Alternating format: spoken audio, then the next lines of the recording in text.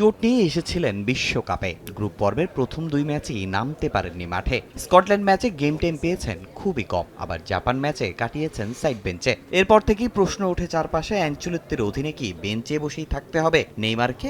কিন্তু অবশেষে কার্লোই নেইমারকে নিয়ে শোনালেন তার পরিকল্পনার কথা।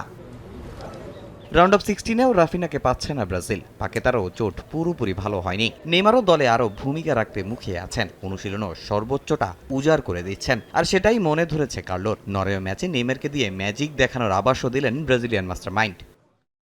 নেইমার দলে ভূমিকা রাখতে না পারায় কিছুটা অসন্তুষ্ট, কিন্তু বিষয়টি খুব পেশাদারভাবেই নিয়েছে সে। এখন সে পুরো 90 মিনিট খেলার জন্য প্রস্তুত। অনুশীলন দারুণ করেছে, তবে ম্যাচের পরিস্থিতি বুঝেই আমি সিদ্ধান্ত নেব সে কত সময় খেলবে। তবে জাপানের বিপক্ষে নাটকীয় ম্যাচে শেষ মুহূর্তের গোলে জয় পেলেও কার্লোকে নিয়ে সমালোচনা থামেনি। তার কৌশল নিয়ে প্রশ্ন তুলছেন অনেক ব্রাজিলিয়ানরাই। তবে এসবে অবশ্য গা ভাসাচ্ছেন না ক্লাব ফুটবলের অন্যতম সেরা এই কোচ। তার মতে তাকে পরামর্শ দেওয়ার মতো বর্তমানে যোগ্য কেউই নেই।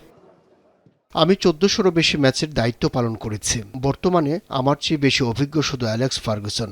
আমি সবার পরামর্শ শুনি, কিন্তু আমাকে সত্যিকারের পরামর্শ দেওয়ার মতো যোগ্য যদি কেউ থাকেন, তিনি হলেন অ্যালেক্স ফার্গুসন। আমি জিনিয়াস নই, তবে বোকাও নই।